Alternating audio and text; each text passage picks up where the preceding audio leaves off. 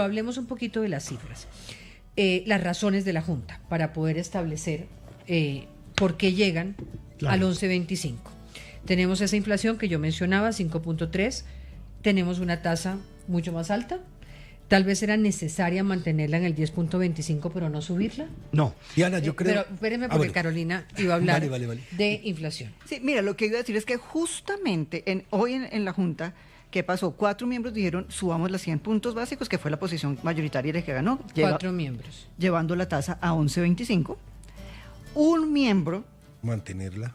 Votó por mantenerla. Entonces fíjate que no hay consenso en el otro grupo tampoco. Si un miembro dijo que 10.25 debería ser la tasa que persista, y 2 miembros votaron por reducirla en 50 puntos básicos. Entonces ahí hubo... 2 miembros votaron por bajarla. Sí, incluso. O sea, el ministro y otra persona.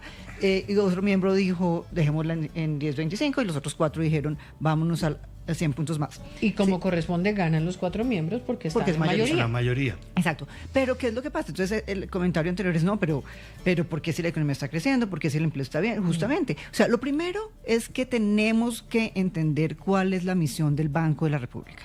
El Banco de la República tiene un mandato constitucional y es el de mantener el poder adquisitivo de la moneda, es decir, el de controlar la inflación. Al banco le dieron esa tarea desde la Constitución del 91, desde que es un banco independiente, le dijeron usted tiene que tratar de reducir la inflación, y es lo que ha hecho con éxito desde entonces. Es que recordemos que antes de la independencia del Banco de la República teníamos inflaciones del 20, 21, 25, 30%, sí, inflación. Durante y eso décadas. era lo normal, cuando nosotros éramos chiquitos eso era lo normal.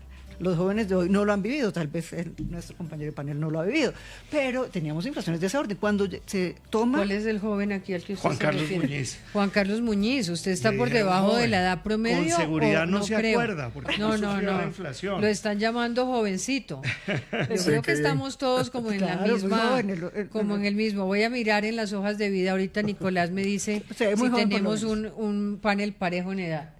Entonces, desde que el banco es independiente y desde que adoptó el esquema de inflación objetivo en el 99 y es dejar flotar la tasa de cambio y centrarse, fijar una tasa de interés, que la tasa de inflación, que fija el banco hoy es la tasa que hace que sea sostenible la economía, que crezca a futuro. Entonces tiene una meta de inflación y para eso una tasa de interés que va a garantizarle esa meta de inflación. Entonces, ese es como todo el andamiaje que tiene el banco. Entonces, cuando dicen que una inflación de 5 es poquito, que la inflación de 5 está estable, que hay otras personas que dicen eso, una inflación de 5 no es bajita. Claro, no es el 20, el 25, el 30 que tuvimos en los 80, pero una inflación del 5, del 6 le está generando un impacto no solo a los más vulnerables, que son quienes no tienen cómo protegerse de un aumento de los precios, pero también genera un freno a las decisiones de inversión cuando nos vemos que la inflación no se está manteniendo. Le pregunto una cosa, y al que sepa sobre este tema, en Estados Unidos ha pasado un poco lo mismo, y es cómo se rompe esa relación Trump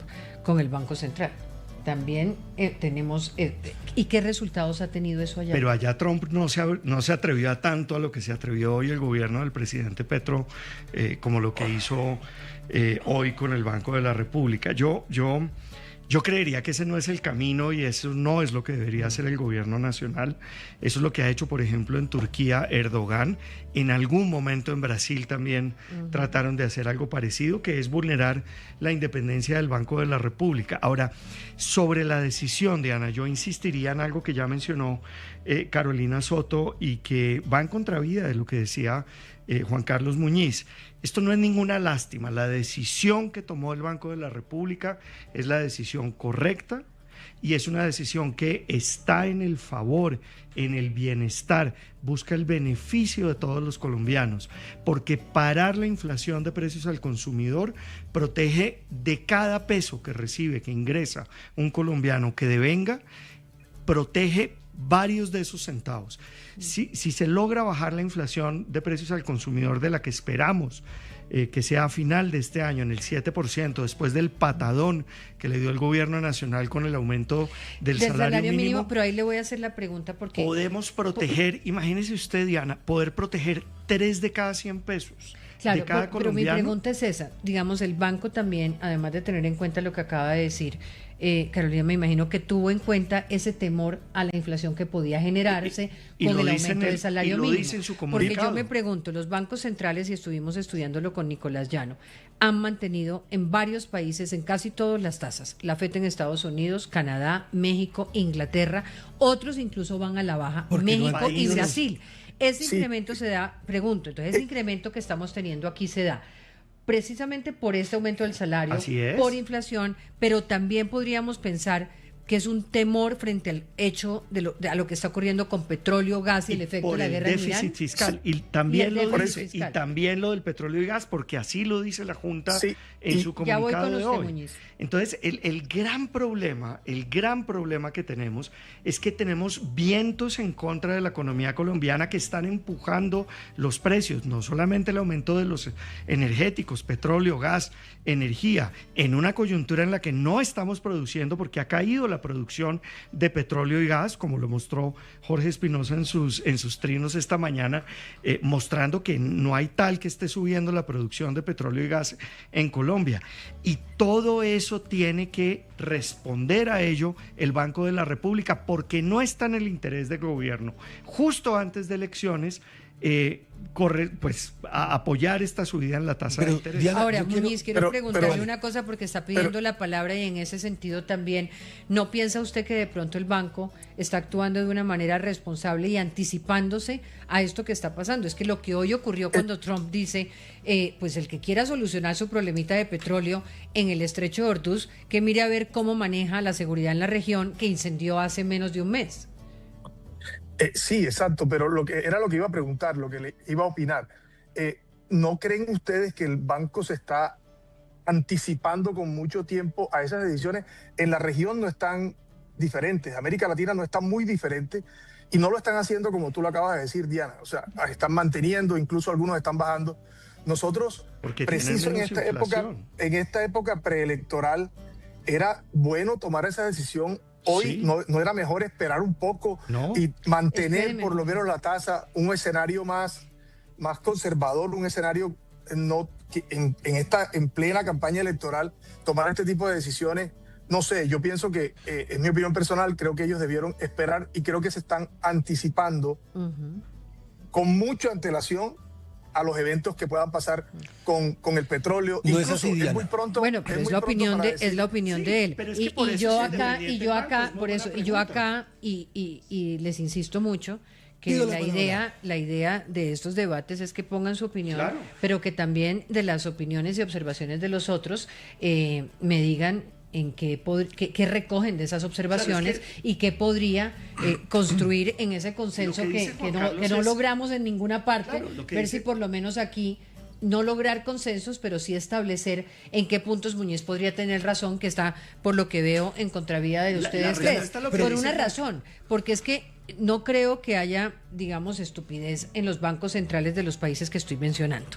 Y que además saben también lo que está ocurriendo.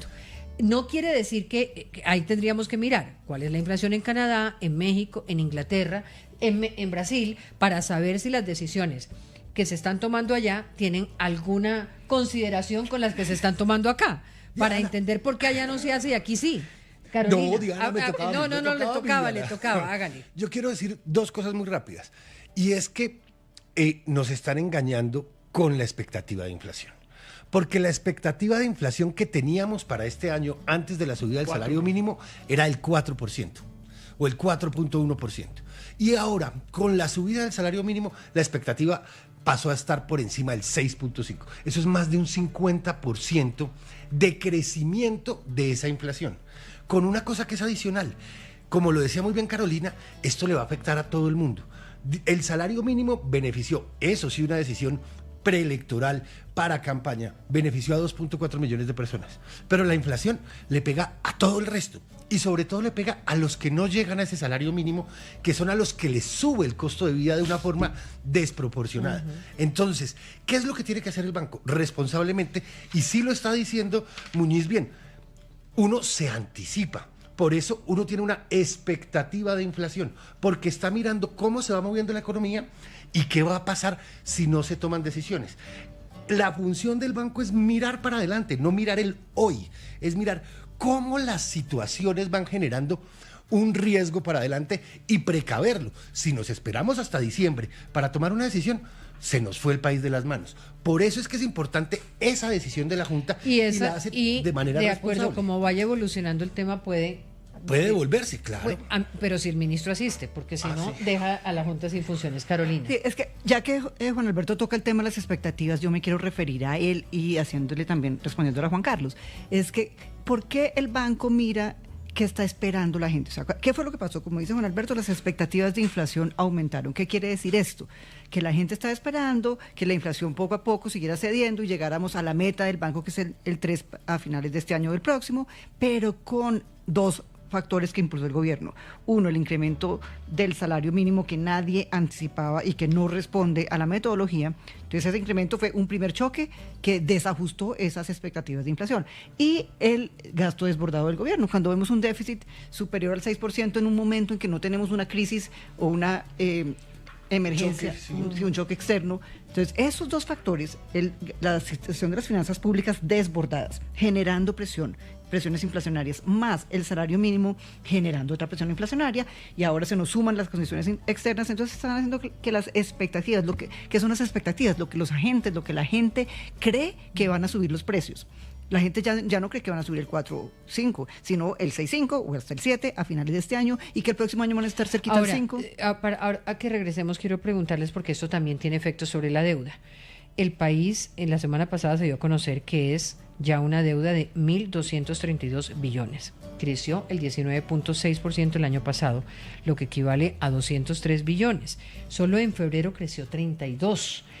¿Cómo impacta ese aumento de tasas el endeudamiento? Ya regresamos.